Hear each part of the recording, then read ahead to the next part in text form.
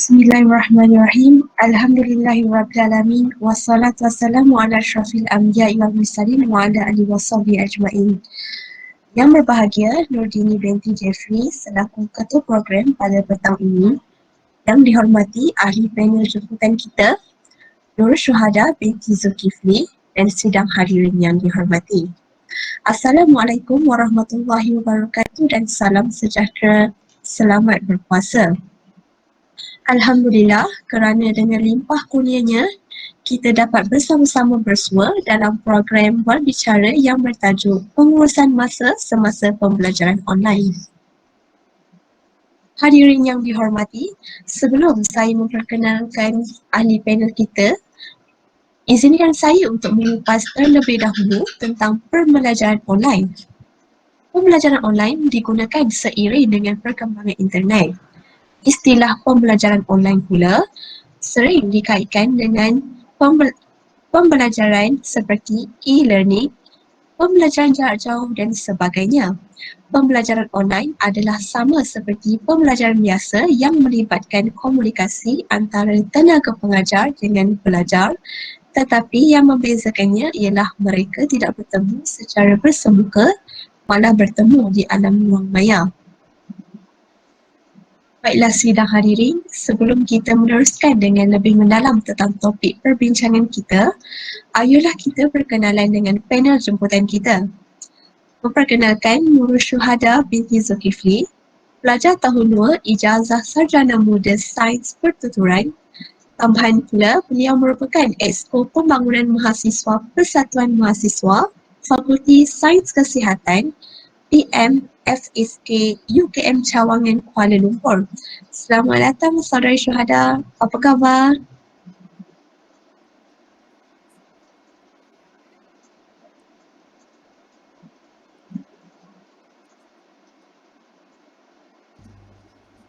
Hello, Ya?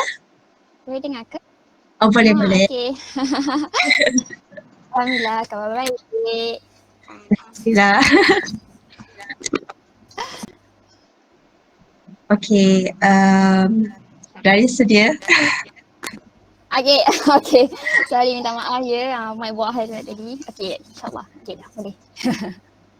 Baiklah sudah hadirin. Saya sudah salah perkenalan daripada ahli panel kita. Jadi kita kembali kepada topik berbicara tentang pengurusan masa semasa pembelajaran online. Lagi saya ingin bertanya satu soalan kepada saudari, dan soalan yang pertama ini ialah apakah sebenarnya pengurusan masa semasa pembelajaran online ini pada pendapat para syuhada sendiri? Silakan Okey. saudari. Okey. Jadi terima kasih kepada pengisi majlis kita pada hari ini, saudari Adawiyah. Okey, jadi saya ucapkan selamat datang kepada para hadirin sekalian. Jadi saya minta maaf ya. Okey, alright. Untuk pendapat saya, pengurusan masa semasa kita pembelajaran online ni, bagi saya kita menguruskan masa tu dalam konteks pembelajaran dengan masa kita sendiri. Maksudnya sebab bagi saya kan, pengurusan masa semasa pembelajaran online ni dia lebih kurang sama je dengan pengurusan masa kita yang macam suasana kita, kehidupan kita sebelum COVID. Sebab kita sebenarnya dah terbiasa, maksudnya kita belajar secara online ni sebenarnya kita tak sedar.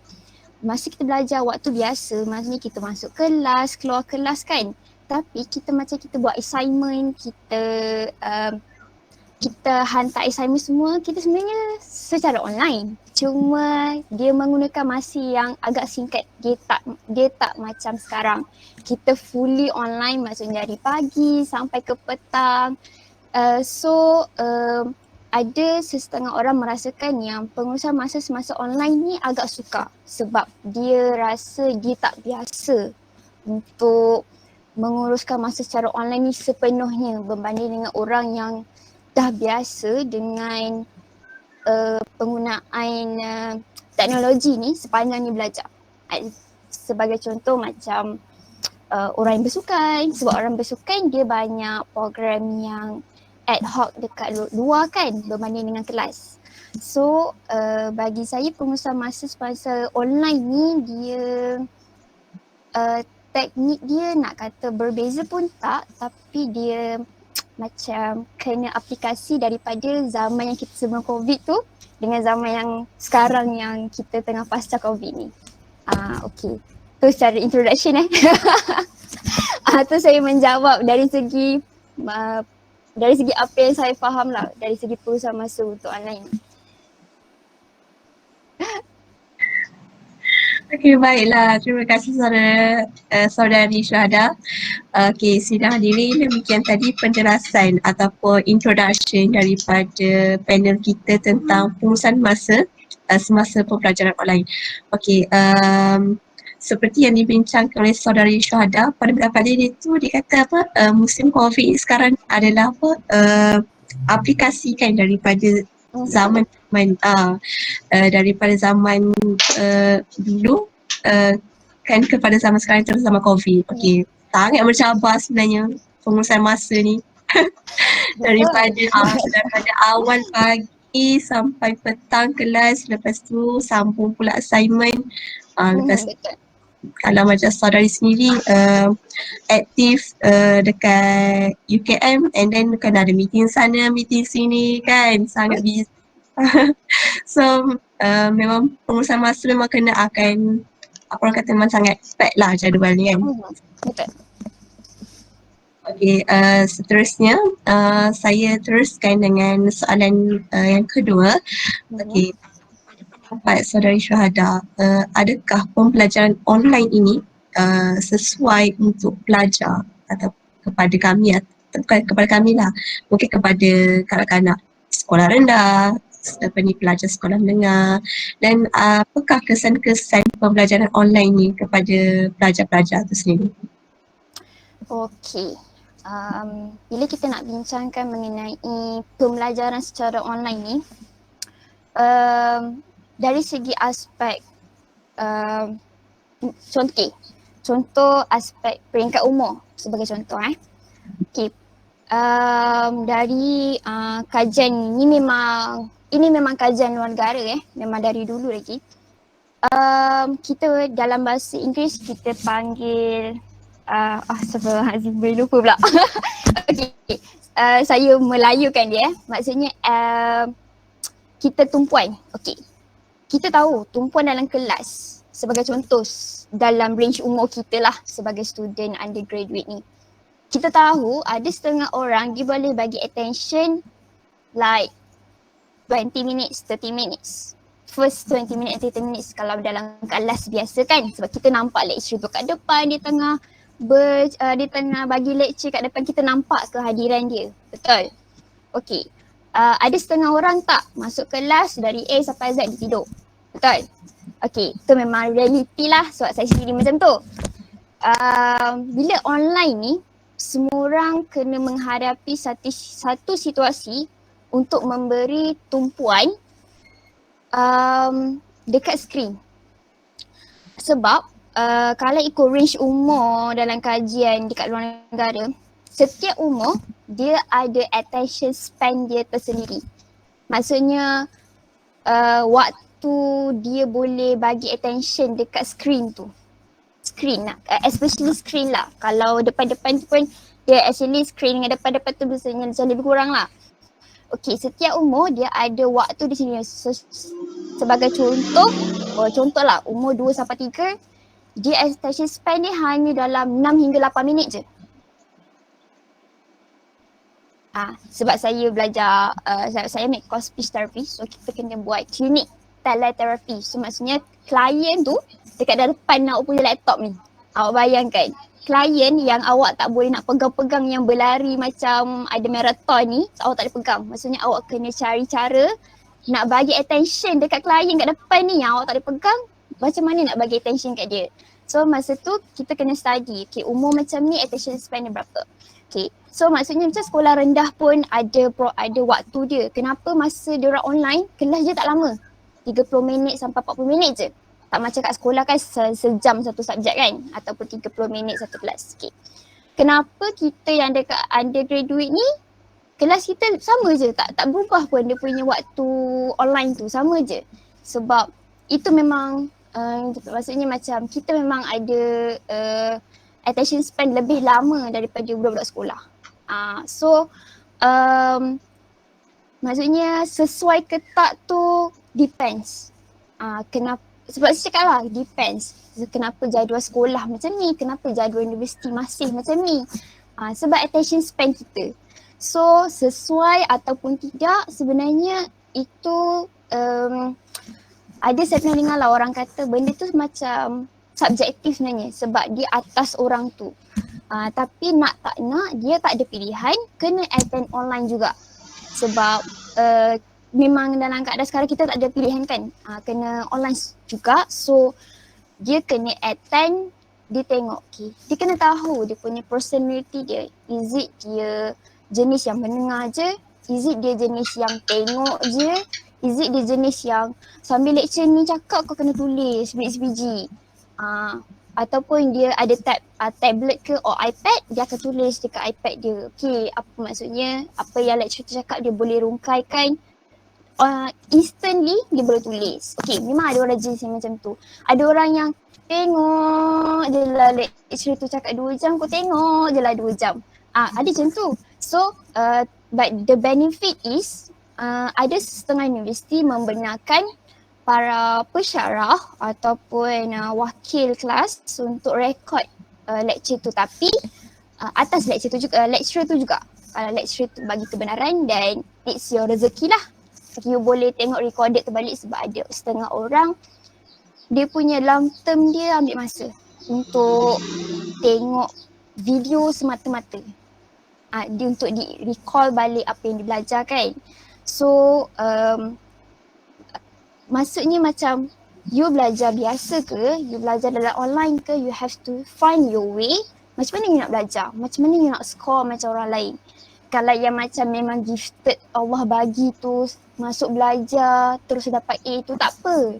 Tak apa, yang tu tak payah kita fikir-fikirkan. Tapi kalau yang macam jenis yang macam saya lah, nak masuk kelas ni, okay, kena ada buku, kena ada pen, kena tulis biji-biji apa yang lecturer tu cakap. Nak rungkaikan pun tak boleh. So kena, apa yang dia cakap tulis je, tulis. Kalau rasa macam lecturer tu macam cakap dia macam ETS tu, okay, tak apa.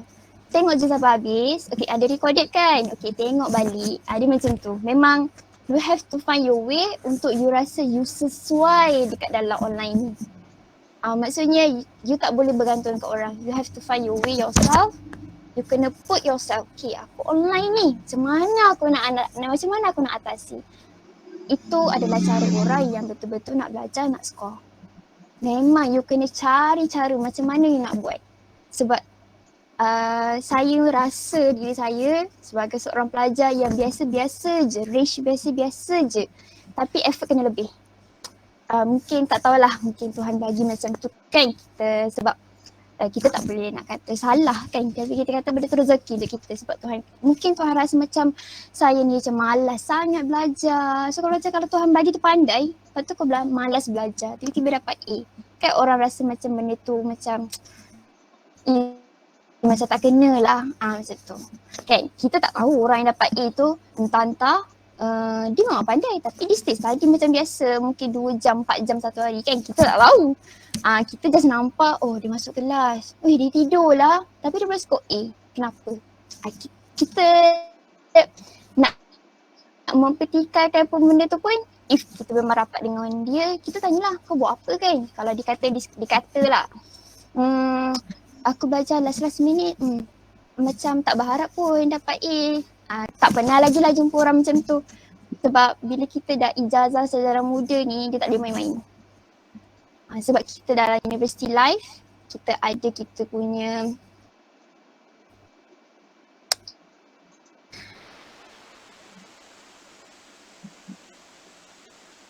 Maksudnya so dia je second sem dah COVID. Okay, dah COVID. Because I'm not person yang suka online ni semua. I tak boleh. Because I'm like old school, suka bawa buku ke mana-mana. Tak suka tengok online-online ni, tak boleh. Sebab kalau nota tu, bayangkan kalau ada 10 jenis, 10 topik lah saya print satu-satu highlight, satu-satu. Kena. Sebab tu je cara yang boleh nak ingat, boleh nak fikir macam tu lah. So the conclusion is, you nak, from my perspective, you rasa sesuai ke tak, you have to put yourself untuk menjadi sesuai, sejajar dengan apa yang keadaan sekarang. You have to adapt yourself lah. Macam tu. Itulah, that is my opinion. Kalau orang lain mungkin dia ada opini dia sendiri kan. Tapi itu apa yang saya nampak, saya belajar.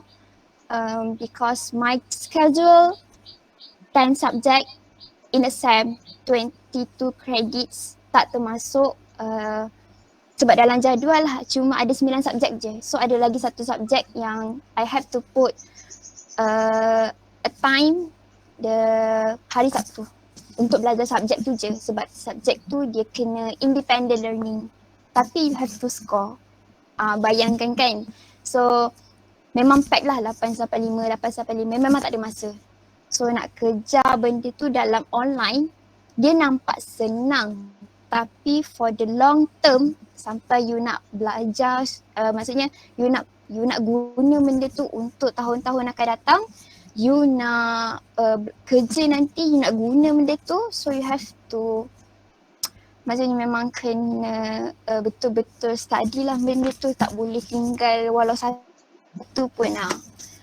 So memang nak tak nak, macam yang dah dijangka pun, belum tahu lagi, 5 tahun akan datang pun belum tentu lagi kita akan ada face to face yang the real one, face to face yang sebelum ni kita pernah rasa lah. So nak tak nak kena adapt lah. Tu je dari saya. Okay, terima kasih atas penjelasan saudari Syuhada tentang soalan yang diajukan sebentar tadi. Kat sini pun saya ada baca juga satu akhbar online lah saya baca. Akhbar berita harian. Yang ni daripada pensyarah Pusat Pengajian Sosiologi Pendidikan daripada UKM. Itu cakap dalam keadaan COVID sekarang ni, kebanyakan guru dan pelajar tu tidak sempat bersedia pun dengan aplikasi yang baru ni. Maksudnya macam, yelah kadang-kadang cikgu ni pun nak selaraskan Google Meet ni macam mana, nak pakai Google Meet mana, kanak-kanak sekolah ni pun nak pakai Meet macam mana. Kalau kita orang yang nak kata bukan dewasa tapi remaja yang bukan nak kata membesar dengan teknologi, tapi teknologi ni kita boleh belajar dengan sendirinya kan. Dan apabila cikgu tidak sedia, maka dia akan jadi bercelaru lah kelas untuk macam mana nak handle kan, nak tekan mute ke, kadang-kadang tak tekan mute, kadang-kadang terbuka kamera. Lepas tu kalau dekat rumah adik menangis lah apalah. Okey, pendapat saudari sendiri kan, macam mana cikgu-cikgu tu diorang nak betul-betul nak bagikan fokus kanak-kanak tu sendiri rumah, dan macam mana guru-guru tu untuk lebih bersedia menghadapi pembelajaran online. Mungkin gelombang keempat ni akan ada balik sekolah-sekolah yang kata kan, sebab sekarang makin naik. Okay, faham. Okay, artikel tu pula, Keratan Akhbar tu tarikh dia bila? Oh, saya pretty Okay, alright, tak apa. Okay, macam ni. First of all, kita lihat pada perspektif cikgu sekolah. Okay, cikgu sekolah. Okay, nak cakap macam mana? Okay, untuk cikgu sekolah, kalau ikutkan masa awal-awal dulu, okay, yang saya memang nampak yang kita bukan nak kata umur lah, tidak. Mula saya akan tunjukkan dulu dari segi perkembangan teknologi dekat dalam sekolah tu sendiri. Okay, kalau pernah dengar pasal website Frog Asia, I think. I don't remember apa nama full dia. Ya, fraud. Okay, Frog tu kan. Okay, Frog tu dari zaman saya tau. Zaman saya. Okay, saya masuk sekolah menengah tahun 2010. Frog tu dah ada. Okay. Frog ni kalau ikutkan bagus. Bagus dia punya tu, cuma kesedaran penggunaan frog tu sendiri tak berkembang sangat. Sebab masa tu yelah dengan ekonomi, nak kata ekonomi stabil pun, parents still ada yang tak mampu B40 and so on kan. So sebenarnya penggunaan frog tu sampai ke sebelum COVID tu tak silap still pakai.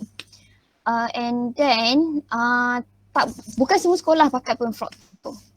Certain sekolah yang memang teknologi dia lengkap. Yes, teknologi dia lengkap, maksudnya dia ada menara tinggi tu pun semua, komputer semua cukup, segala dia punya kelengkapan dia cukup, lecturer pula. Cikgu sekolah pun dia punya ladap dia sendiri, dia dah belajar benda tu, cikgu-cikgu IT pun dah ajar. So bagi untuk sekolah macam tu dia mungkin tak ada masalah. Sebab ladap tu dia merangkumi semua cikgu yang ada.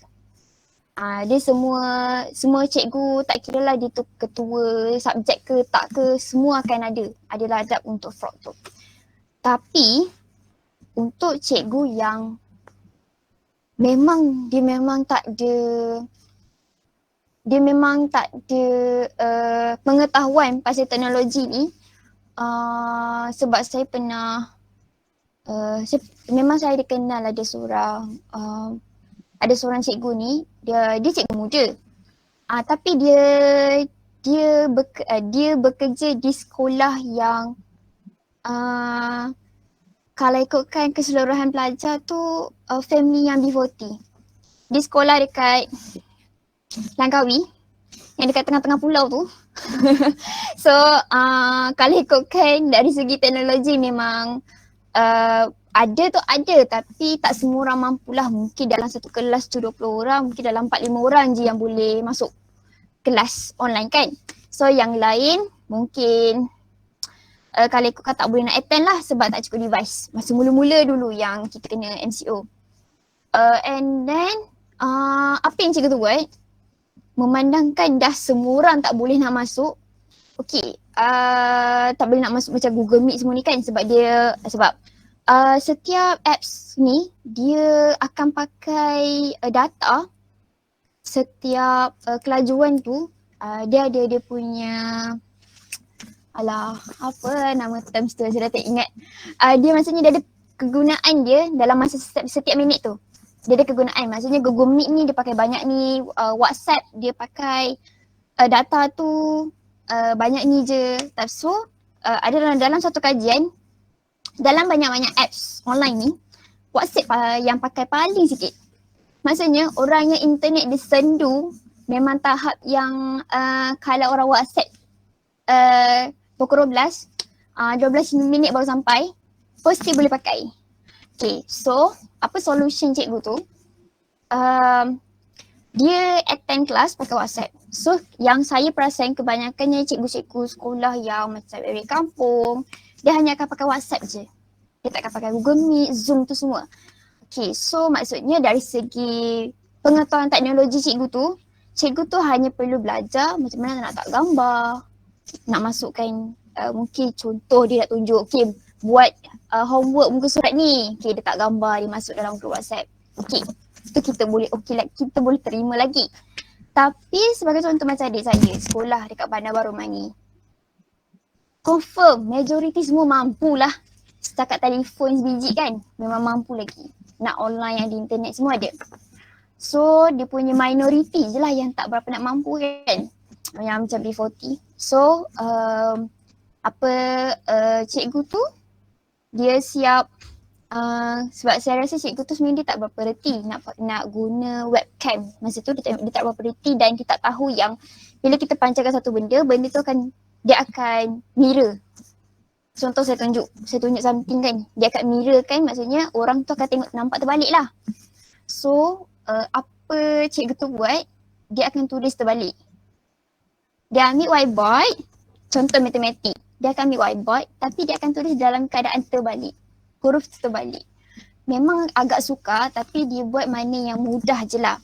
Mana yang susah tu dia akan tunjuk dalam link YouTube, ataupun dia akan bagi contoh, dia buat dalam kertas, dia akan hantar dekat cikgu tu.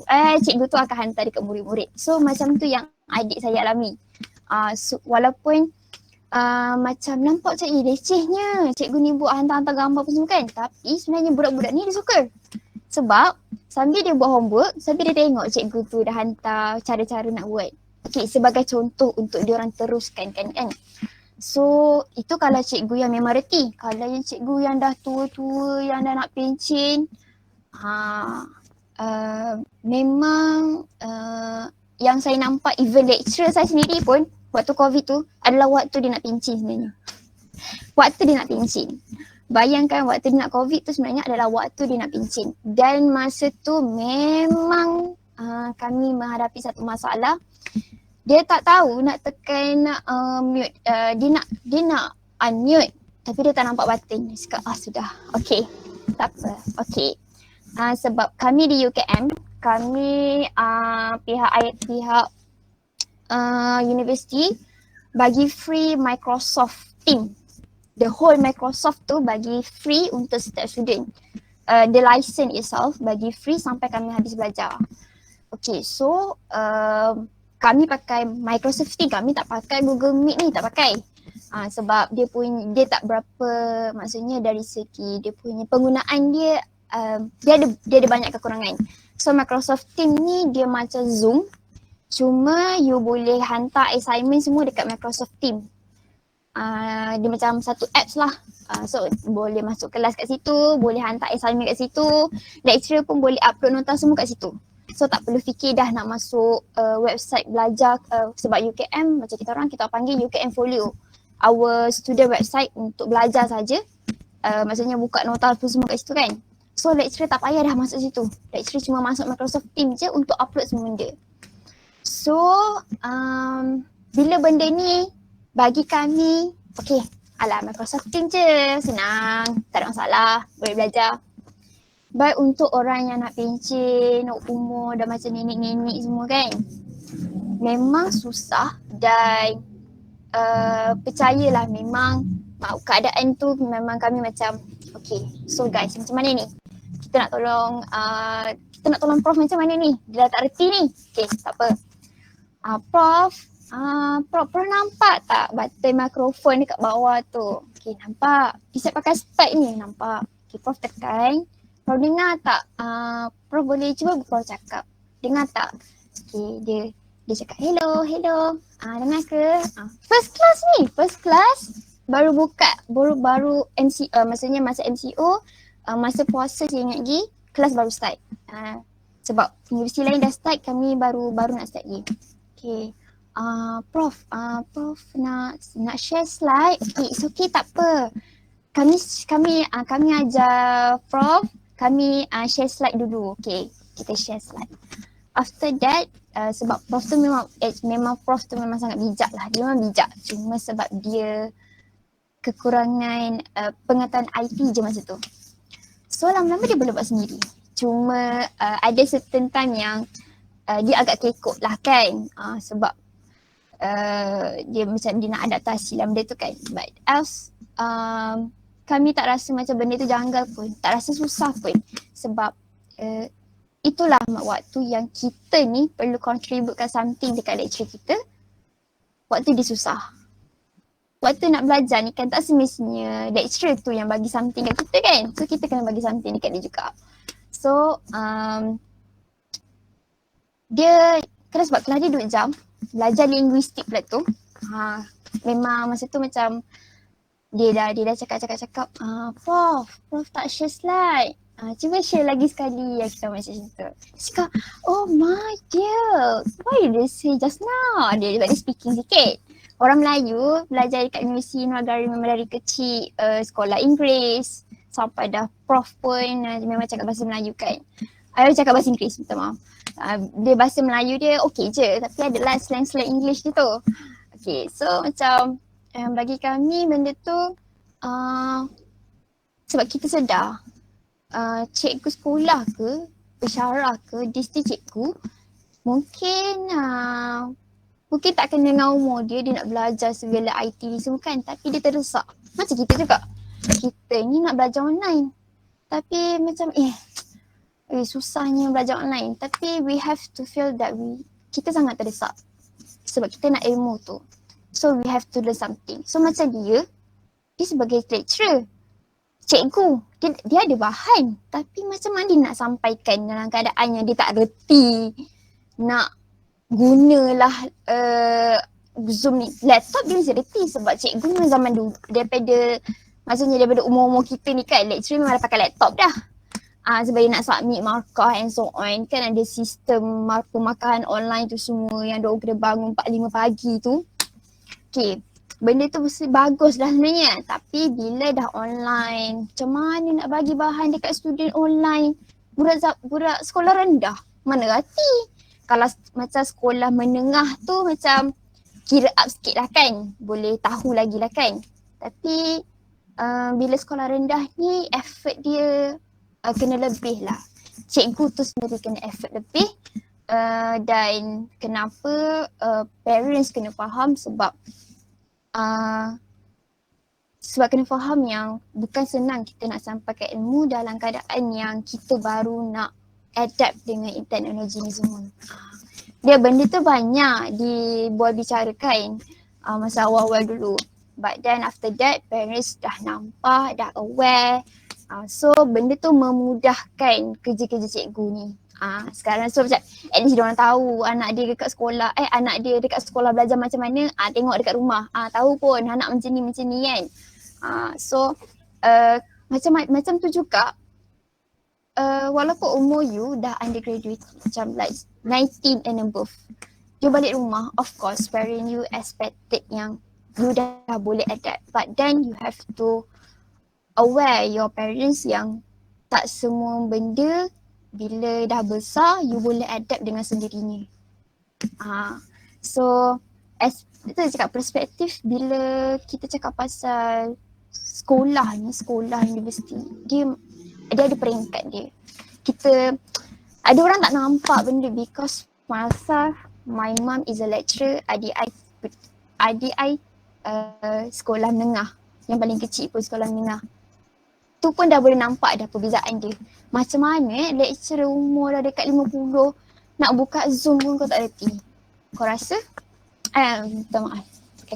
Awak rasa macam mana kan? So we as a child, anak kepada pensyarah, you nampak sendiri macam mana your mom struggle, macam tu lah your lecturer struggle sebenarnya. Sebab tu macam kadang-kadang memang ada dah kawan-kawan mulut dia memang ni sikit kan. Memang mulut dia tak linjurin. Dia cakap lecturer ni tak reti ke nak buka semua graduate. Cuba. So I rasa macam cuba you off. Kalau lecturer tu your parents, tak rasa mesti kebel-kebel ke nak buka laptop. Nak buka telefon pun dia macam ni. Dia pegang macam ni, buka Skype, letak tarik macam ni. Awak rasa nak cari nombor anak, nak call, mata dah macam ni. Apatah lagi lecturer tu memang rabun. Dia pakai Skype pun dalam hujung-hujung dia boleh nampak. So you have to like to feel, maksudnya okay, ada ni PRS kan? Ni PRS kan? Mereka bahaya kan? Saya pegang PRS ni, awak bantu diri awak untuk bantu orang lain. I'm being PRS as a reformer. Saya menggunakan PRS sebagai kerana saya adalah kaunselor. Saya adalah kaunselor sekolah. Mak saya adalah kaunselor bodoh. Bodoh kaunselor. So saya menggunakan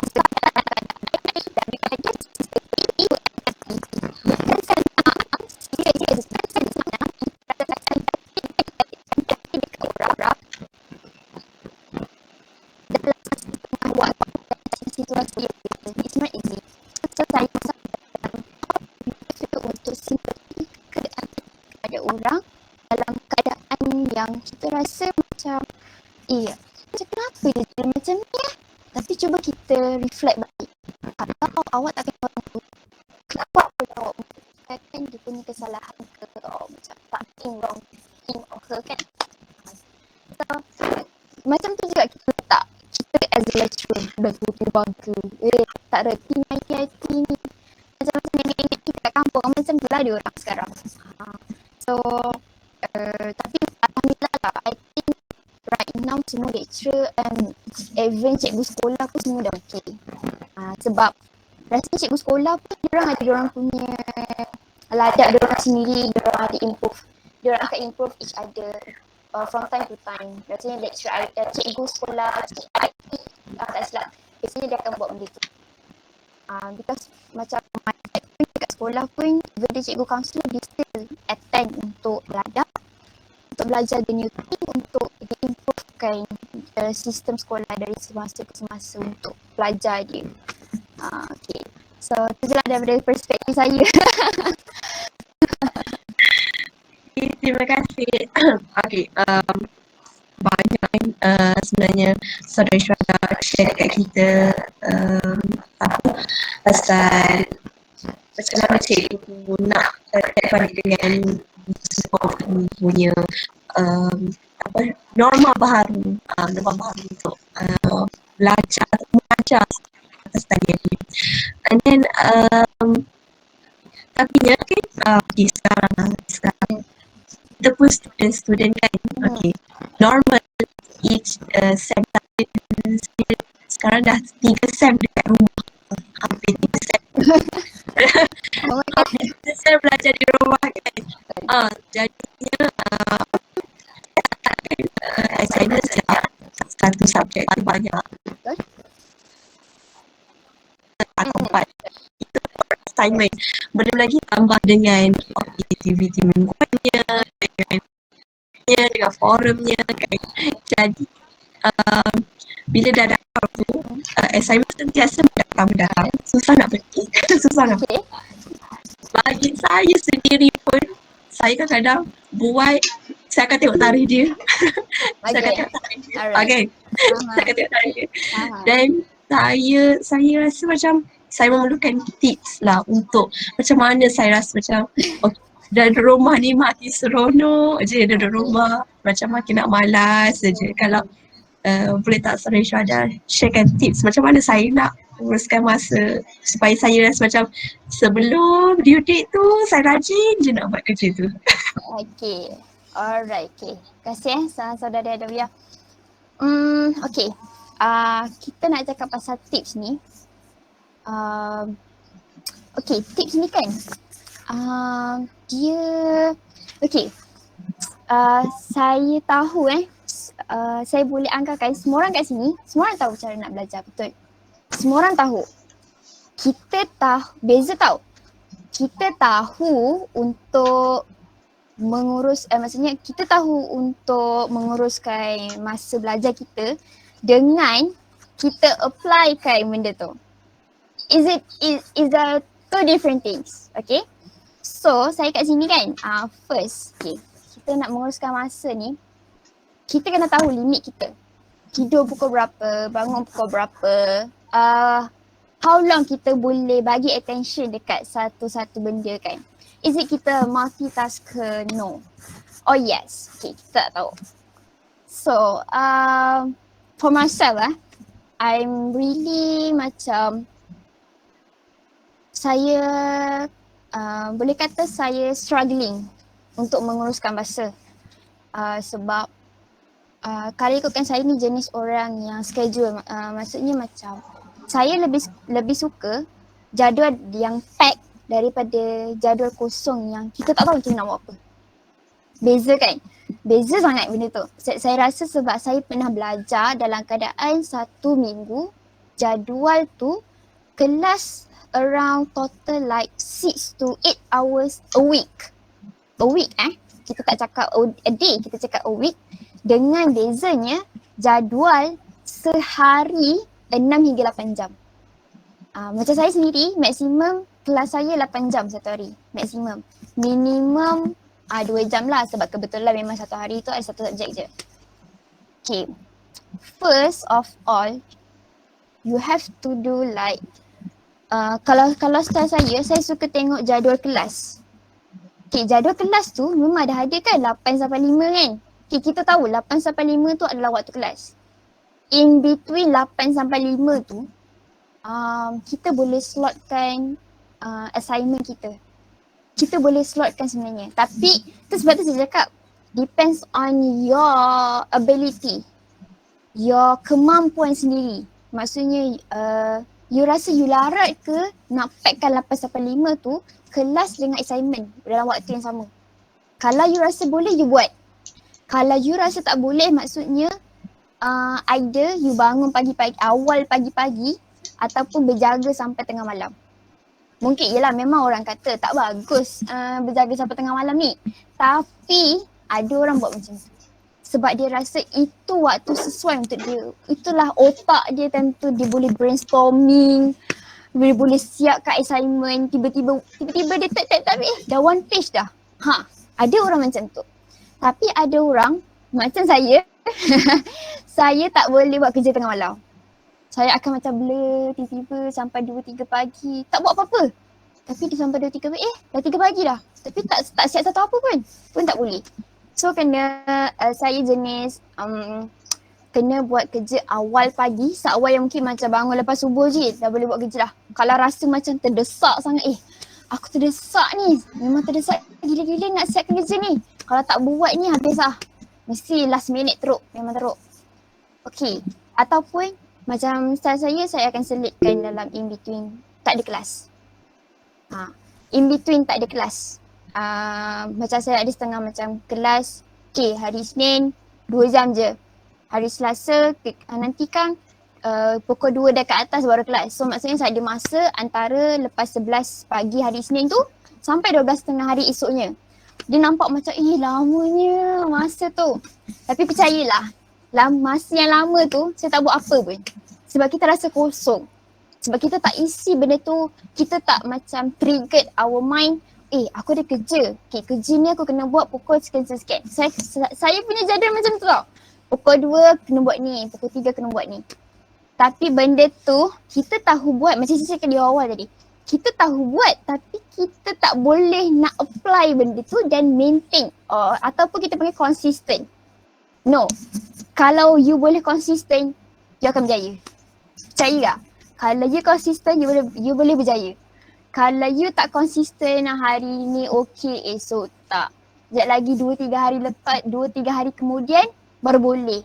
Memang hidupnya memang 50-50 kat situ lah. Because saya rasa sendiri benda tu. Memang saya macam tu. But then, because of I have a friend, tadi macam nampak dia datang. I have a friend yang dia tahu sebab kita orang classmate, so dia tahu. Dia call ni, hello, Syed. Tak buat apa tu? Tak ada, tengah termenung. Kita orang ni macam, kita orang ada macam connection yang aku tahu kau tengah rehat sekarang ni. Okay, dia akan call. Jom, kita buat assignment. Okay, jom. Buat sampai siap. Sampai siap tu, kau nak membawang, kau nak apa kau buat. Kau nak mengadu, aku penat lah hari ni, aku sakit perut lah hari ni. Kita orang akan mengadu sambil buat kerja. Janji siap. Tapi kadang-kadang dia marah lah juga. Cepatlah, takkan nak cakap je. Buatlah kan. Kau kata kau nak siap hari ni. Kita orang akan macam bergaduh each other. Kita orang akan macam kadang-kadang dia hari ni dia okey. Kadang-kadang esok saya yang tak okey.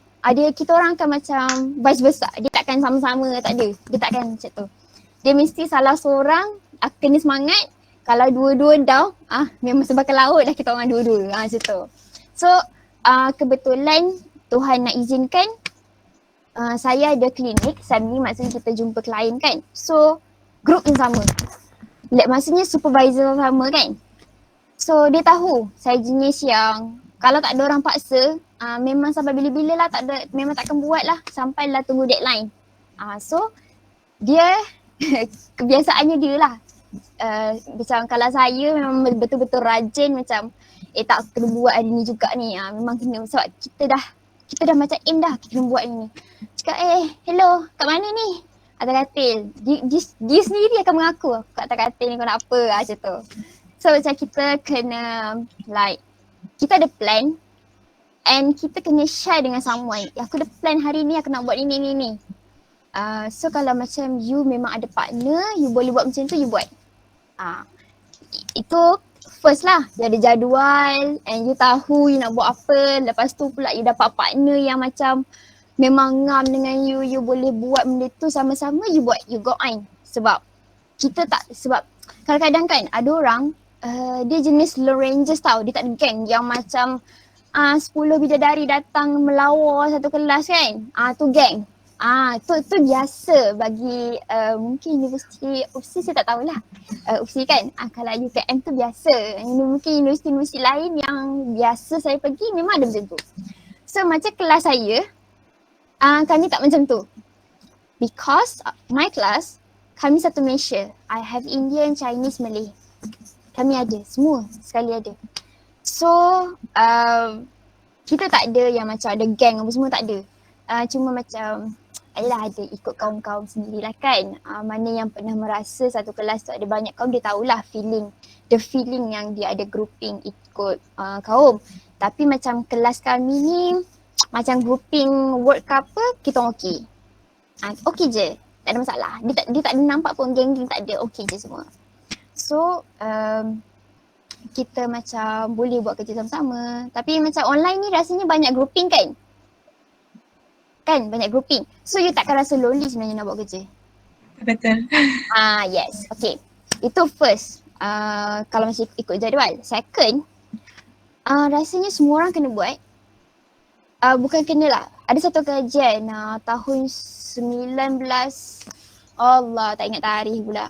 1950 ke 30 something dekat University of Wales, I think so. University of Wales. Okay. Ada satu pengkaji ni, I think dia lecturer. Okay. Dia mengkaji satu kelas tu, hanya 3% je dalam kelas tu dia buat list setiap hari. Dia buat list. Setiap hari maksudnya short term lah. Dia ada short term list dengan long term list. Maksudnya short term list tu hari-hari lah you buat list kan, you nak siapkan assignment apa semua.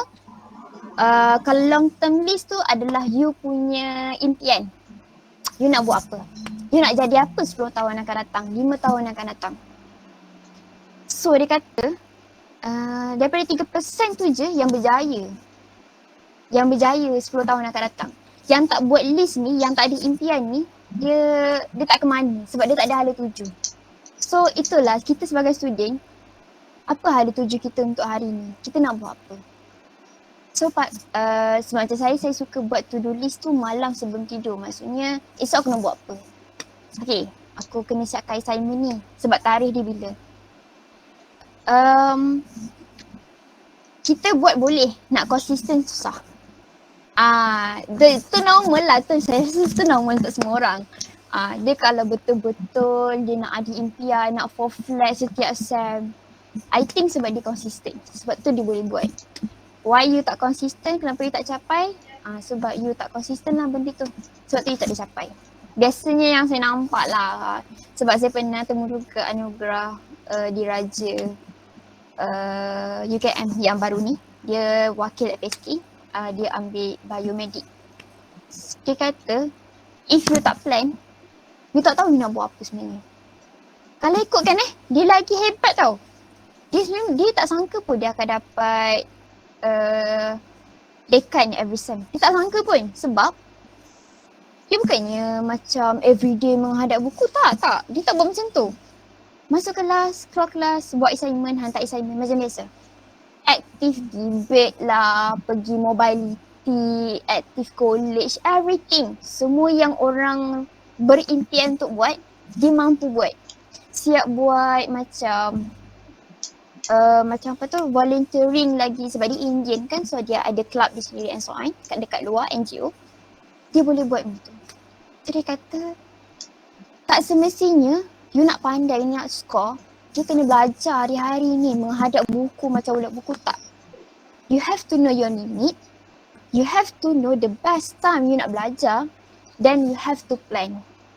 Dia kata kalau you tak plan, memang tak jadi apa. Memang tak ada hala tuju pun. So macam saya ambil dia punya cara pemikiran tu. So saya akan riskan kakak sebab saya siap ada group lagi dengan partner tu. Group klinik kan. So every single info yang kita ada kita akan share dekat dalam group tu. Walaupun kita group yang sama, mesti kita akan kecilkan lagi group tu untuk kita share berdua je. And then macam kalau tapi macam chat private chat biasa pun macam hari-hari kita nak siapkan assignment ni cepatlah, cakap okey kita buat. Kalau tak target hari ni, besok kena cari lagi. Kita tak siap lagi ni, jomlah buat. Sampai siap. Memang benda tu saya tak tahulah sebab saya tak pernah ada lagi kawan yang macam tu before this start. Saya tak pernah ada pun. Memang tak pernah ada pun. Sebab sejak matrik kot baru ada.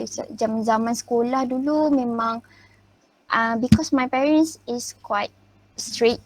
Dia tak bagi keluar dengan kawan-kawan, dia tak bagi.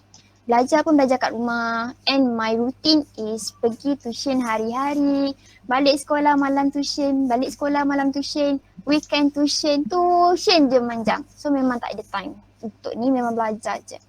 So I don't have kind of friend yang hari-hari akan tanya kau dah siapkan homework ni? Tak ada. Memang tak ada. Zaman sekolah tak ada. Since matric, sebab matric jadual kami kalau untuk budak setahun dia akan pack 8 sampai 5. So macam memang tak ada masa lah, aku nak borak ke aku nak apa, tak ada masa. Sebab balik kelas dah kena mandi semua, buat assignment semua, buat tutor. Pagi tutor kan, okay. Tutor. Esok bangun pagi nak kena hadap muka lecturer tu pukul 8 pagi. Balik kan pukul 5 dah sambung balik rutin dia. So rutin dia tak best. Tapi sebab saya 2 tahun, saya ambil 2 tahun. So kelas saya kecil je, 12 orang. So 12 orang tu memang hari-hari lah aku tengok muka dia hari-hari 12 orang. So kita ada satu group, kita tak jadi macam partner-partner, kita akan jadi satu group sebab hari-hari semua orang tanya, dah siap ke assignment ni, dah siap ke tutor ni, siapa dapat jawapan ni, macam tu. Kita dalam kelas je lah kan sebab 12 orang je, tak ramai. Dia tak macam zaman universiti yang kelas kita ramai-ramai kan. So itulah permulaan yang saya rasa best juga belajar ramai-ramai ni sebab kita boleh share our ideas and so on. So bila masuk universiti, saya become lone ranger balik, maksudnya bergerak seorang. Saya susah lah nak gerak ramai-ramai, macam semak. Macam tak bestnya jalan ramai-ramai ni macam nak makan, nak decide makan pun susah. Apatah lagi kita nak pergi macam beli barang ke apa kan.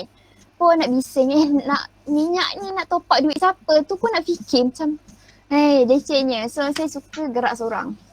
Tapi saya ada seorang kawan, dia orang Terengganu juga. So masa first year memang kita tak boleh bawa kereta. So tapi disebabkan masa tu saya aktif palapis udara. So masa kami nak palapis udara campur dengan persatuan fakulti masa tu. First year dah jadi persatuan fakulti dah. Dah jadi one of persatuan fakulti, macam hebatnya. Walaupun macam masa tu sebab kenapa saya ambil masa tu sebab jadual saya tak pack. Masa tu saya punya course adalah kerja social work. Sama je dengan PRS, cuma sebab social work ni dia macam JKM, NGO yang minta dana setiap hari tu kan. So konsep dia lebih kurang lah. So macam masa banyak. Saya cakap banyaknya masa ni, macam susahnya. So macam saja nak ambil dua-dua. Ambil lah tentera dengan persatuan. Dia punya jadual macam tak cukup kaki dah nak jalan masa tu. Sebab kita kejar meeting persatuan, kita kejar dengan latihan. Sebab saya full latihan tentera masa tu 2 hari. Sebab dekat Terengganu cuti Jumaat Sabtu kan. Ahad ada kelas.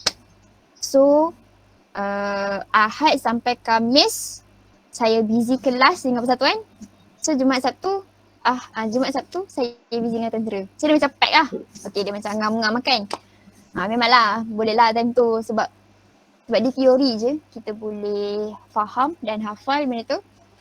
Boleh lah masa tu sebab boleh lah dapat 3 pointer kan. Sebab dia just macam teori bahasa Melayu je boleh faham benda tu. But For me, sebab I belajar Dewi bahasa, I tak pergi belajar satu bahasa je, I kena belajar dua-dua sekali.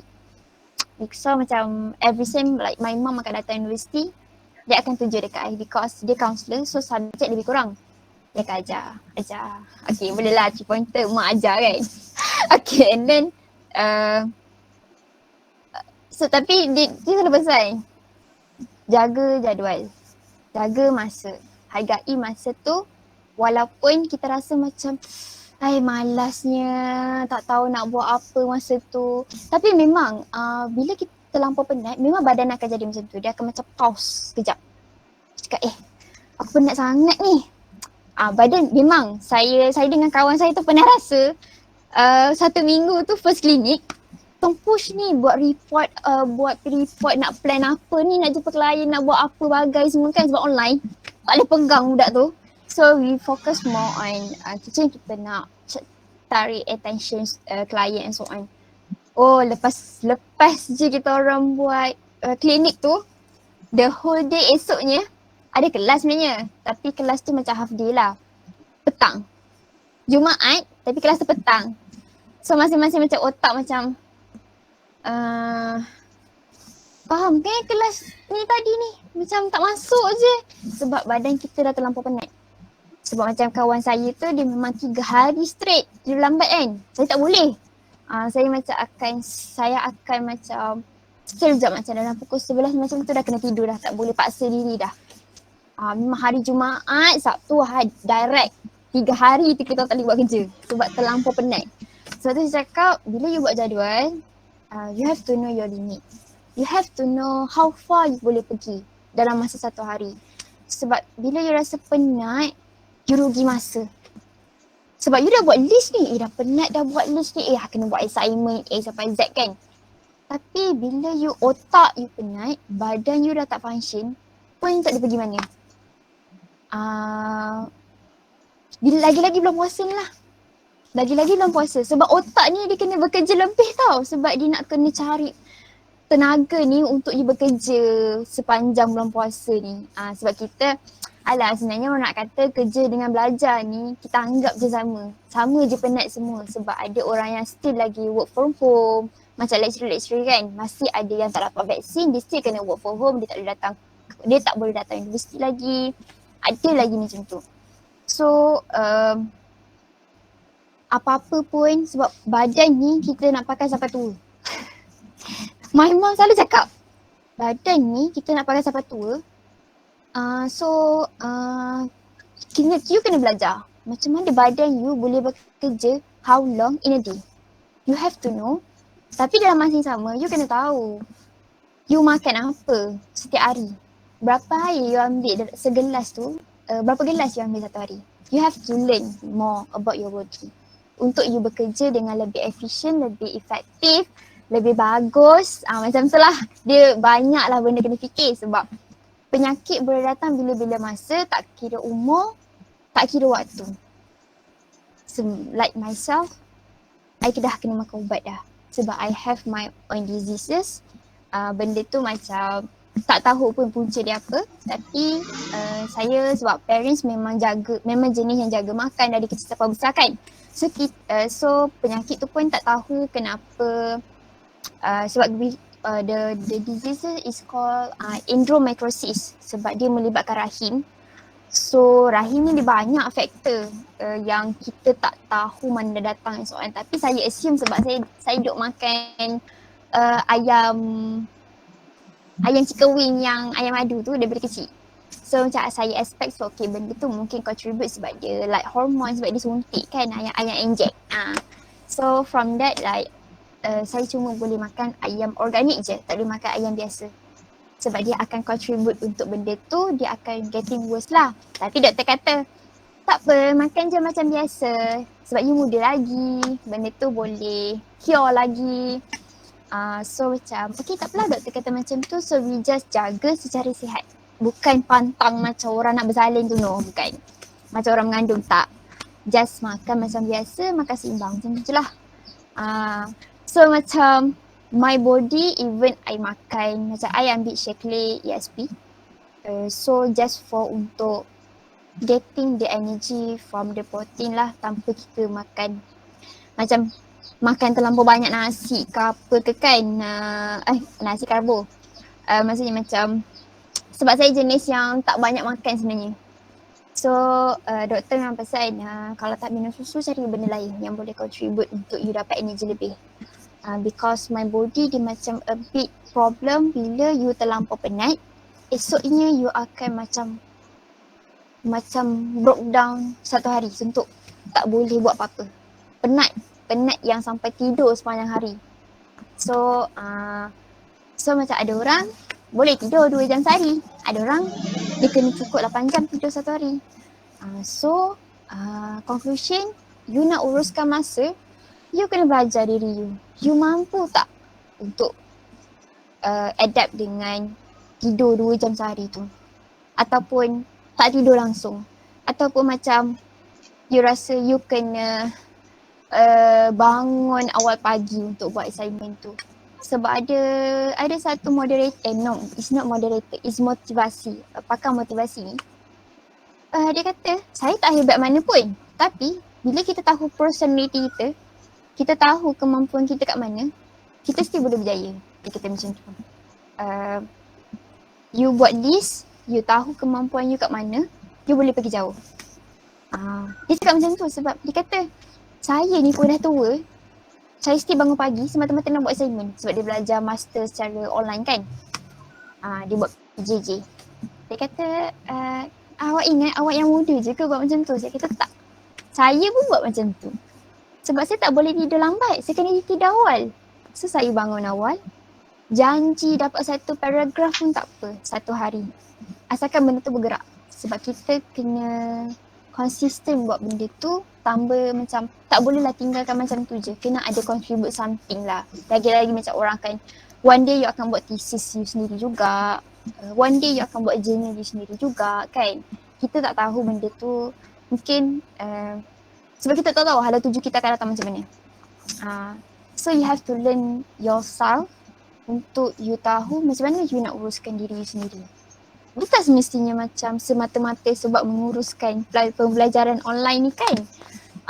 Dia uruskan maksudnya you bangun tu je subuh ataupun you bangun pagi kan untuk yang non-Muslim. You nak buat apa? You have to know. Kalau you tak tahu, sampai petang lah. Korang tunggulah sampai korang nak tidur nanti. Korang mesti tak tahu nak buat apa-apa. Sebab tu, orang yang busy, kita rasa macam busynya dia. Tapi, dia mampu untuk completekan kerja dia dalam masa satu hari. Sebab dia ada jadual. Kan macam orang yang macam event lecturer pun, ada setengah lecturer yang suka bawa buku yang ada, kita panggil apa buku yang ada kalender sekali tu. Ada setengah lecturer dia ada buat macam tu. Dia bawa buku kalender dia, hari-hari ada benda je yang dia kena buat. Ada setengah lecturer macam tu. You have to adapt yourself, you tahu you nak buat jadual macam mana, you kena tahulah. You kena tahu mana yang penting, mana yang tak. Dalam certain waktu, dia tak semestinya setiap hari. Dia macam, you mestilah macam nak exam kan. Mestilah korang akan macam, benda ni tak penting lah.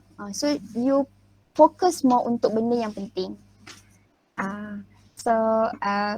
Lagi satu, kalau dah tahu due date assignment tu kan, especially kalau group, plan tu maksudnya contoh lagi 2 minggu nak hantar assignment tu. So plan, hari ni aku dah hari ni kita dah discuss kita nak buat tajuk apa.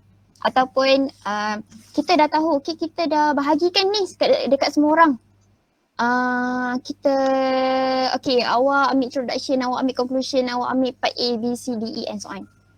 Sebab ni saya belajar sesama saya punya classmate lah. Masa tu masa ni dekat UKM, masa kami first year. Esok lusa, cuba buat satu tarikh bila you have to send your first draft. First draft tu tak semestinya slide tu complete, tak. Slide tu ada content, ada idea you sendiri. Apa yang you nak contribute dekat part tu. You have the first draft. And then macam kalau you rasa perlu untuk you refer dekat lecturer, you refer kat lecturer. Lecturer tak ada masalah pun. Dia tak ada masalah pun untuk you refer. Sebenarnya yang tu nak dapat makan lebih kat situ lah. Kita tak bahasa kasar kita tak menjilat lecturer tau. Kita tak mengampu dia. Tapi kita menunjukkan effort group kita ni nak dapat A macam mana. Itu je lah sebenarnya cara dia. Kalau you betul-betul nak ni, you have to schedule your assignment tu sampai habis. Sampai dia you nak hantar on the day itself pun tak apa. Janji each of you puas hati dengan hasil kerja yang you dah sediakan dalam satu group. Untuk mengelakkan miscommunication lah, free rider lah. Macam tu lah. Kita nak elakkan, kita kenalah buat jadual tu. Kalau you rasa macam tak tahulah nak start kat mana pun semua. So sebab because my classmate ada Chinese dengan Indian. So diorang bukan diorang sebenarnya. For myself kan, I rasa seronok sebab kita tahu each of us nak benda tu nampak tersusun. You sedar sebenarnya adalah sebenarnya saya rasa beza belajar dengan semua Melayu dengan belajar kita bercampur dengan kaum lain sebab kita belajar cara dia menyusun dia punya sistem dia belajar tu kan. Kita nampak sendiri perbezaan kita ni dengan orang lain macam mana dia belajar. Macam mana dia buat study group and so on. Kita belajar benda tu. Kita tak kritik dia tapi kita ambil input yang positif dekat diorang tu dalam kita punya situasi sebagai pelajar juga. So sebab saya rasa jadual tu memang best. Kita bukan sekadar jadual kelas. Jadual nak siapkan assignment tu jujurlah cakap memang best. Sebab bila ada jadual nak siapkan assignment dengan jadual hantar assignment berbeza tau. Sangat berbeza. Sebab bila you ada jadual tu, you rasa seronok sebab you akan rasa something yang push you. The term of push you, stress yourself dengan jadual tu. Sebab stress, ada lecture ke dalam ni? Stress dia ada banyak level. Dia bukan banyak. Tak silap saya ada 3. Kurang stress tengah-tengah dengan over stress. Okay, kita tak boleh over stress. Kita tak boleh kurang stress. So stress ni dia wajib ada tau. Untuk kita alert yang mengatakan aku perlu buat something. Kalau you tak ada stress, itu yang macam termangu macam burung bangau tunggu ikan tu. Macam tengah-tengah je tengok macam tu kan. Sebab you tak ada stress. Bila you tak ada stress, sebab tu you tak boleh buat apa-apa. Kenapa orang busy dia boleh buat kerja? Sebab dia ada stress tu. Dia rasa macam okay dalam masa 30 minit aku kena siapkan benda ni. Sebab dia ada stress sendiri untuk dia settlekan benda tu. And okay ni last saya ada satu, ni untuk attention tau. Attention dekat Bangi ni kita familiar dengan ada seorang pakar motivasi. Dia ada satu akademi. Saya dah tak ingat lah nama abang tu. Aduh, time ni lah semua dia tak ingat. Okay, dia keluarkan satu TikTok tau. Cakap macam ni. Anda tahu tak macam mana kita nak attention kita dekat assignment tu daripada 5 minit jadi lebih daripada tu. Dia tahu buat macam mana? 5 hingga 7 minit lah dia kata apa. Cuba fokus dekat assignment tu dalam masa 5 minit dengan you punya alam dekat sebelah. Lepas tu you tutup everything yang tak penting, you fokus je dekat assignment. Dikatakan kebanyakan yang orang buat macam tu, dia takkan sedar daripada 5 minit tu dia jadi sejam. Sejam atau 30 minit macam tu lah. Sebab dia fokus. Dia aim. Aku nak fokus benda ni 5 minit je. Sebab kita bagi alert dekat our mind. Okay, aku nak fokus 5 minit je. 5 minit pun jadilah. Tapi after that, you akan rasa 5 minit tu dah tak macam 5 minit dah. Tiba-tiba je tak tahu dah siap. Sebab tapi benda tu you kena train lah every day. You kena train benda tu. Lagi-lagi macam ada course yang kena membaca dalam bahasa Inggeris kan. Kita biasa orang Melayu susah lah nak baca bahasa Inggeris ni kecuali memang dia membesar dalam dewi bahasa. Dia membesar dalam bahasa Melayu, bahasa Inggeris ataupun lebih daripada tu kan. So mungkinlah dia boleh go on kan. So macam ada setengah orang dia tak boleh fokus yang bahasa Inggeris ni, saya tak fahamnya. Apalah orang ni tulis, ya Allah tak fahamnya, dia cakap macam tu. So maksudnya kat situ kalau you rasa you nak faham, you baca sepatah apa dia cakap. Sebab cara membaca ni pun ada cara juga. Tapi itu kena Google lah. So tu bagi saya tips yang untuk permulaan, untuk you rasa untuk smoothkan you punya pembelajaran. Untuk smoothkan you punya masa. Okay? Alright. Allah, Masya Allah, banyaknya perkongsian. Terima kasih kepada saudari Syuhada di atas perkongsian yang telah diberikan tadi. Sebenarnya banyak je tips yang saudari Syuhada bagi tadi. Boleh buat jadual. Tu idea baru untuk saya. Untuk saya guna. So saya bukannya orang yang nak kata ikut jadual tu, tak. Memang saya akan set satu hari atau satu masa yang saya rasa macam saya nak buat kerja tu, saya akan fokus benda tu. Tapi kalau satu satu kekacauan yang mengganggu tu, terus saya rasa macam okey lah, sampai setakat tu je lah. Saya dah tu lah, tapi itulah kan, kena banyak ubah lah, sebab saya rasa SEM ni sangat lagi tough dan mencabar bagi saya. Sebab semester 2 kan? SEM 4. Maksud saya Ya tu. Maksud saya sebab bila kita kalau semua orang perasan bila masuk semester 2 untuk setiap sesi, dia akan jadi macam susah sikit daripada semester 1. Betul. Dia macam penutup untuk session tu. Itu biasalah. Betul. Okay. Untuk saudari sendiri, boleh tak rumuskan sedikit tentang tajuk kita pada petang ni? Boleh share pengalaman ke ataupun rumuskan apa yang kaitan dengan tajuk kita pada petang ni? Kau nak rumuskan terus Okay. Alright. Kita nak rumuskan, saya tengah fikir jap. Okay. Okay, bila kita kata first saya ambil term pengurusan masa tu dulu. Okay, bila pengurusan masa, kita as a student, kita mungkin pecah dua je, sebagai pelajar dan sebagai anak. Betul, sebab kita semua kat rumah. Kita dah nampak dah, pengurusan masa sebagai pelajar je dah 8-5. Pengurusan sebagai anak ni yang selebih 24 jam yang kita ada tu, mungkin dia nampak agak sukar bagi kita, tapi kita tak boleh bayangkan macam mana seorang pelajar tu jadi seorang pelajar, jadi seorang anak dan jadi seorang isteri. Untuk zaman online ni ada sekarang ni, even dah second year pun dia masuk universiti pun sebenarnya dia dah kahwin. Okay, tu mungkin dia dah perspektif dah lain kan. So sebenarnya beza untuk yang sekarang ni sebab bila kita kat universiti, kita cuma fikir pasal diri kita dengan pasal belajar. Bila dekat rumah, we have to think about ourselves, we have to think about our family, we have to think about our studies. Dah 3 benda sebenarnya. 3 benda sebenarnya tu. Sebab family dengan kita tu ada pecahan dia kan. So kita bayangkan macam mana mak kita buat pengurusan masa.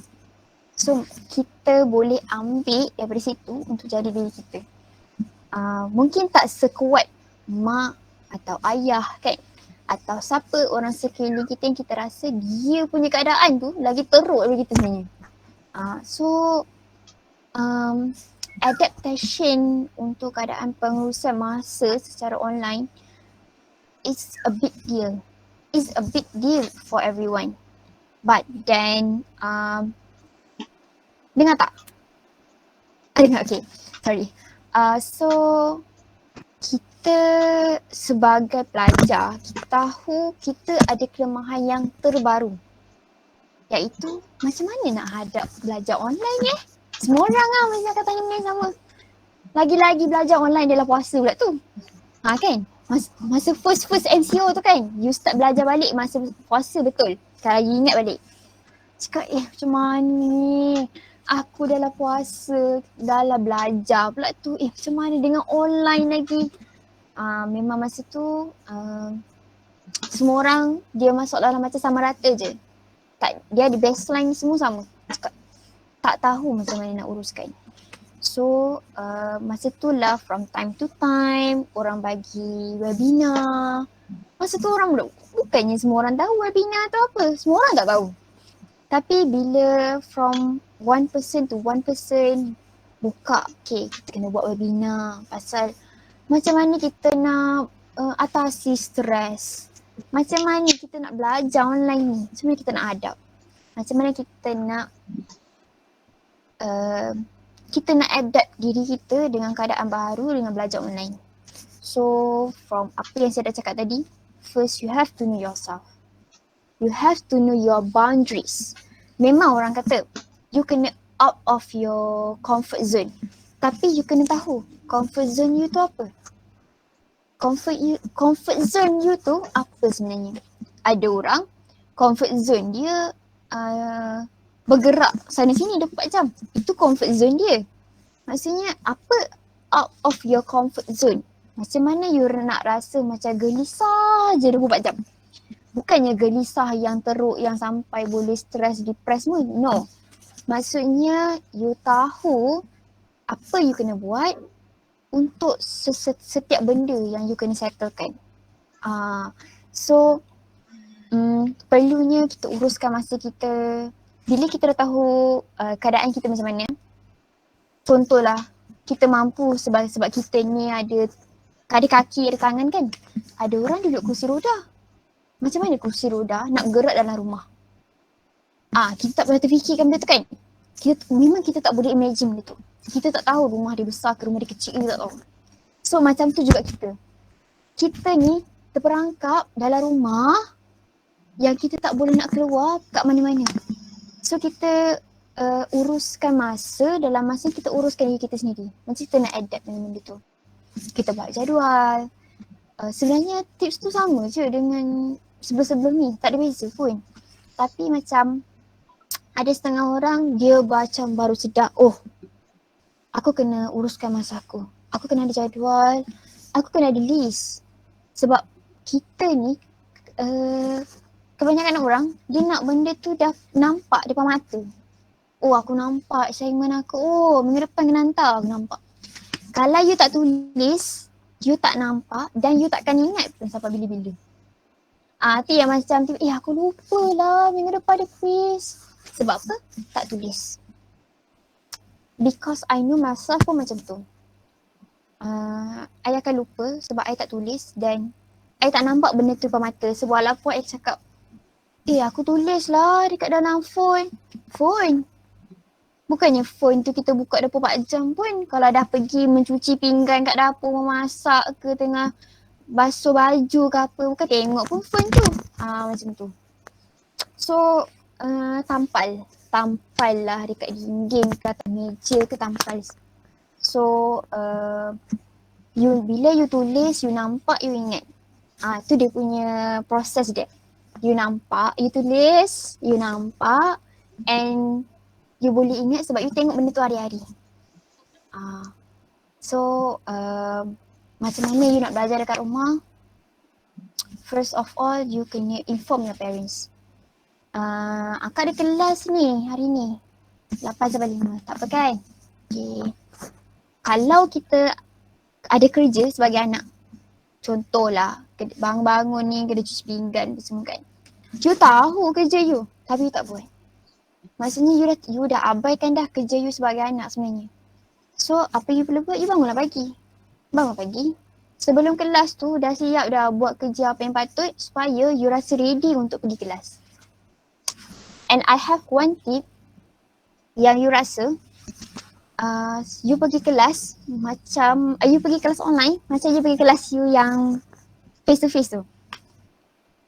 For myself, I akan bersiap macam mana I pergi kelas dekat fakulti I akan bersiap untuk pergi kelas online. Pakai tudung lawa-lawa, pakai baju formal, pakai gincu ke, pakai perfume ke, kau nak pakai apa jadi, maksudnya nak pakai apa-apa pun pakailah. Minta maaf terkeluar bahasa tak sepatutnya. So, you bersiap untuk diri you sendiri.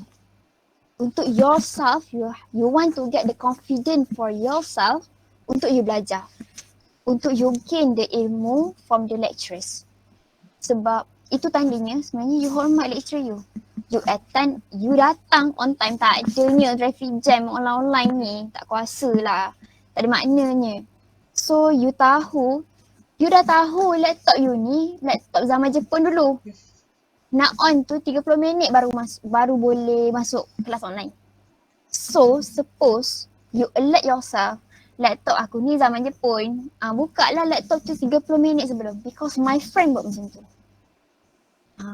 Dia buat macam tu. Even dia busy dengan business parents dia apa semua, ada jual tebu lah, kerepek lah, ada ladang kambing, ladang lembu semua. Dia tahu. Dia anak sulung macam saya juga. Tapi dia tahu kekurangan yang ada kat dia, dia improvekan, dia mempersiapkan diri dia. Macam tu. Tak kira lah aku nak pakai baju apa tentu. Maksudnya, you tahu diri you macam mana, you pergi kelas. Tapi kalau yang buruk-buruk tu buang lah jauh-jauh, insaf-insaf lah. Anak online ni. So, masuk kelas dengan keadaan yang baru, refresh, bangun pagi, mandi, bergigi, lepas tu cuci muka, kena. You have to push yourself untuk you rasa, aku confident hari ni aku nak pergi kelas. Serius. Saya buat benda tu hari-hari. Bila saya tak bersiap, automatic my momentum dia akan macam turun. Semangat semua jatuh. Memang drop habis. Memang apalah lecturer tu bagus lah macam mana pun, dia macam mood tu macam ke laut, tak ke mana, otak pun tak ke mana. Boleh sampai London lah saya punya pemikiran tu. Memang tak akan ada dekat depan skrin. So, you tak, because I rasa macam, okay aku kena bersiap. Sebab kalau aku tak bersiap, macam tak semangat lah nak belajar. Sebab semangat tu datang dari you sendiri. Bukan sebab lecturer tu melawar ke, lecturer tu bagus ke, tak. Memang tak. So, mana yang rasa dia ada attitude macam saya, cuba you buat untuk kelas online. Dia macam seronok tau sebenarnya benda tu. Tapi untuk orang yang jenis yang lifestyle, not lifestyle. Kalau untuk orang yang ada style, stylish di sendiri, cuba you go on dengan you punya style tu hari-hari pergi kelas. Mungkin dari situ you boleh dapat macam mana you ada semangat nak belajar. So dari situ baru you rasa aku ada semangat nak buat assignment, aku ada semangat nak uruskan masa aku. Sebab semangat tu datang dari kita sendiri, bukan datang daripada orang lain. Sebab saya ada jadual tau, hari Isnin baju warna apa, Selasa warna apa, Rabu warna apa, sebab because saya belajar daripada kawan saya, dia belajar daripada seorang psikologis ni. Kejap kejap. Sebab saya ingat hari Isnin kita kena pakai warna hitam sebab dia adalah permulaan minggu. Kita nak confident. So you have to feel yourself as a professional. You jadi student. Tak semestinya kena hitam yang orang macam orang bergabung tu, tak. At least tudung tu hitam. Baju warna lain pun tak. Macam kita perempuan ni, hari-hari baju putih, tudung je tukar lain, tak apa, tak kisah lagi. Kalau macam lelaki mungkin dia a bit different lah kan. Mungkin ada yang jenis suka pakai jersey kan. So dia ada warna jersey tertentu. Kalau macam hari Selasa, mana gambar dia Hari Selasa, kita akan pakai warna light pastel, light purple, light purple, light pink. So, kejap mana? Okay, alright. Okay, alright. So, tu hari Selasa. Pink, light pink or light purple. Dia macam warna light je. Sebab kita nak rasa kita ceria. Macam warna, siapa kata-kata dulu macam banyak ada warna-warna tu, tak ingat lah. Zaman-zaman dulu punya. Ada, kita kan macam kartun dulu-dulu kan, ada macam banyak warna purple, kuning, hijau, merah. So actually dia sebenarnya dia merangkumi warna-warna setiap hari baju tau sebenarnya. Okay, Itu kalau hari Selasa sebab kita nak rasa ceria. Hari Rabu kita akan bagi rasa ketenangan. Kita rasa tenang, warna biru. Sebab my favourite colour is biru lah. Rasa macam hari tu macam gelisah sangat, saya akan pakai warna biru sebenarnya. Nak bagi rasa tenang, cool. Okay, itu hari Rabu.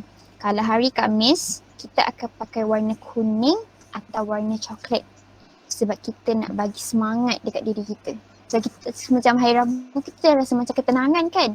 So kita macam bagi boost sikit dekat diri kita hari Khamis. Sebab kita dia dah nak hujung-hujung hari, dah nak hujung minggu bekerja ni. Ataupun hari minggu belajar kan. Okay, itu kalau hari Khamis. Hari Jumaat kita akan pakai warna hijau.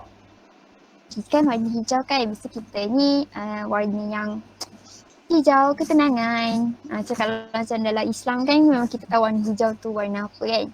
Macam warna-warna syurga hijau, padang yang hijau di rumput dia kan. So kita pakai hari Jumaat sebab hari Jumaat dah hari terakhir dah kita kelas. So kita rasa tenang. Sebab kita dah kusut ni hari Senin sampai hari Khamis dah macam-macam kan. So hari Jumaat kita rasa tenang, kita nak buat kerja. Itu hari Jumaat. Contoh kalau orang ada event hari Sabtu, saya pakai warna merah. Merah ni maksudnya kita nak rasa macam sebab hari Sabtu ni orang akan rasa macam terlampau rest tau. So kalau kita ada hari-hari event kat pen, kita akan rasa semangat. Warna merah kita macam membara gitu. Kita membarakan kita punya semangat kita pakai warna merah. So cuba bayangkan hari Isnin sampai hari Sabtu ni dah macam-macam warna ni. Macam mana kita nak naturalkan hari Ahad? Kita pakai warna putih.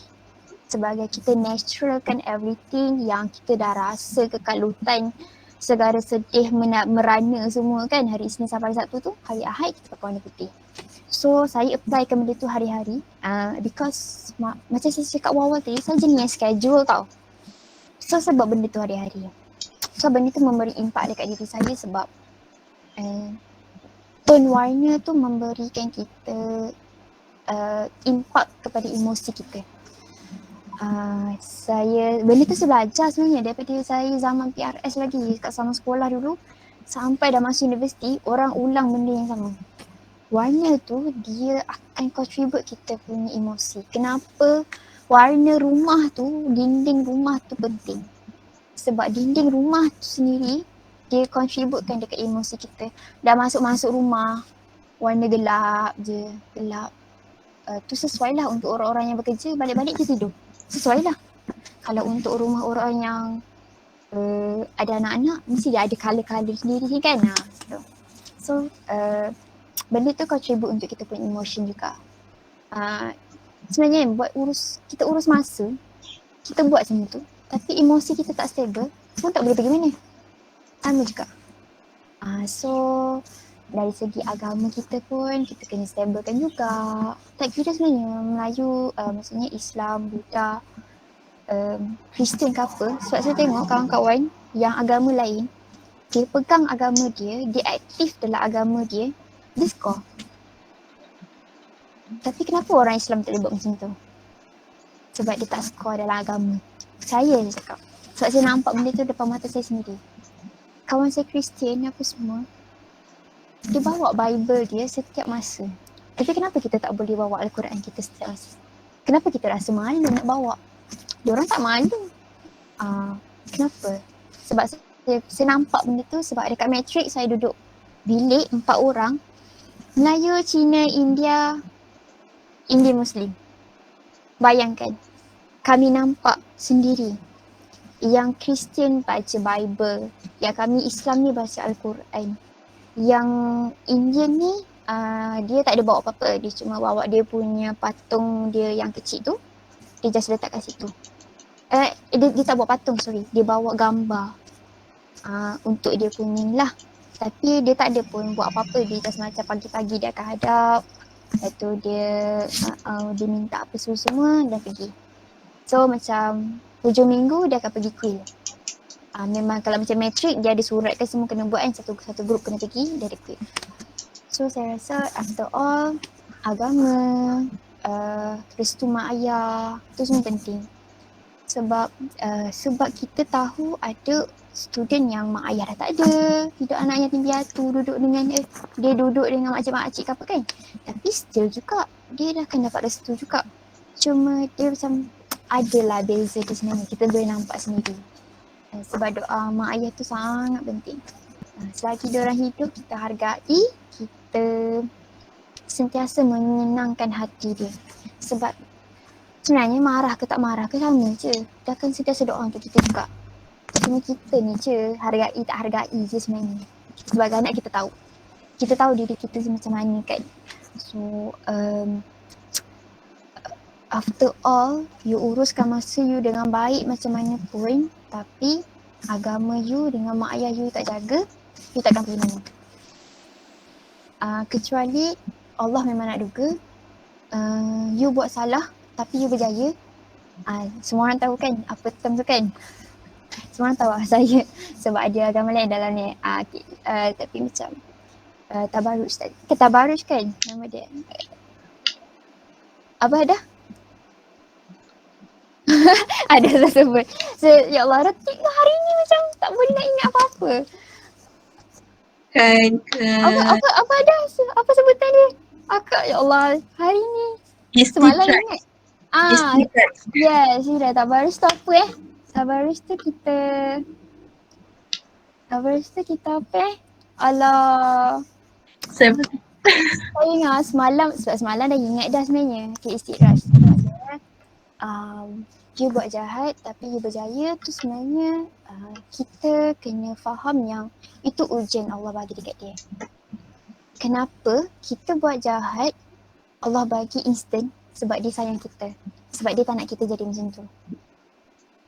Saya sentiasa ingat benda tu dari dulu sampai sekarang. Sebab saya nampak kawan meniru dalam exam tapi dia dapat A. Bezanya saya tak meniru tapi saya dapat A. Tapi saya tahu benda tu, kita tahu fact tu. Tapi itu ujian untuk dia lah. Sebab dia dapat maksudnya dia akan dapat benda tu tak dapat sekarang lah, dia akan dapat nanti. So kenapa Tuhan bagi kita buat salah, Tuhan bagi sekarang sebab dia nak kita sedar yang benda tu salah dan kita tak boleh buat sebab dia sayang. So maksudnya kita patut bersyukur ya Allah sayang kita. Kenapa kita rasa macam bodohnya aku. Pernah tau saya belajar matematik dalam kelas universiti. Benda tu simple je, simple matematik. Tapi Tuhan nak duga masa tu saya tak faham. Saya nangis. Aku nangis sebab tak faham. Cakap aku rasa benda ni aku tahu tapi kenapa aku tak faham. Sebab Tuhan suruh kau usaha lagi lebih daripada orang lain. Saya sentiasa pegang benda tu. Sebab saya rasa saya ni tak pandai pun nak bandingkan dengan orang lain sebenarnya. Tapi Tuhan kata awak kena effort lebih. I always remind myself, mungkin Allah bagi banyak kekurangan sebab Allah suruh cari kelebihan tu sendiri. Dia suruh cari sendiri. Dia suruh effort sendiri. Tak macam orang lain, hari ni belajar, hari ni boleh terima, hari ni dah faham. Macam saya hari ni dah tak faham. Nak kena tanya orang lagi. Seminggu kemudian lah baru faham macam tu. Kalau ikutkan nak cakap pointer pun biasa je, memang biasa. Sebab kata apa dia macam naik turun lah. Kita nak kekalkan 3 pointer tu semua Allah nak duga. Sekejap naik, sekejap turun. Sebab Allah tak nak kita lalai sebenarnya. Because dia tahu each of us ni macam mana. Kalau dia tahu kita ni sentiasa lah bersyukur dekat dia. Dia tahu benda tu. Mungkin dia mempermudahkan semuanya kan. Kalau dia tahu macam contoh kita ni. Kita tahu kita tak pandai tapi dapat pointer bagus. Aku rasa macam aku tak belajar sangat pun tapi dapat pointer bagus. Lepas tu mulalah lalai tak ke mana, melopong sana sini. Lepas tu Tuhan bagilah pula pointer jatuh. Tu normal lah. Macam bagi saya my life is normal. Because I pernah lalui benda tu daripada satu fasa ke satu fasa yang aku tak rajin tapi aku dapat markah tinggi. Tiba-tiba Tuhan bagi jatuh. On that time I will stop tu masa macam okay. Maksudnya aku ni tak adalah bagus mana. Macam tu. Semua orang akan lalui benda tu sebenarnya tapi dia ikut masa lah. So tu je lah saya nak repak, sorry sangat. Kita repak Alright. Demikian tadi rumusan perbincangan daripada ahli panel kita tentang pengurusan masa semasa pembelajaran online. Diharapkan semoga perbincangan kita pada hari ini akan dapat melahirkan diri kita supaya kita sentiasa cerna tentang pengurusan masa, utamanya kepada diri saya sendiri. Dan harapan kita semua agar perkongsian kita, perkongsian ahli panel kita dapat bagi manfaat, ilmu untuk semua orang. Okay, sidang hadirin yang dihormati, saya nak pantun sikit. Ada yang pantun.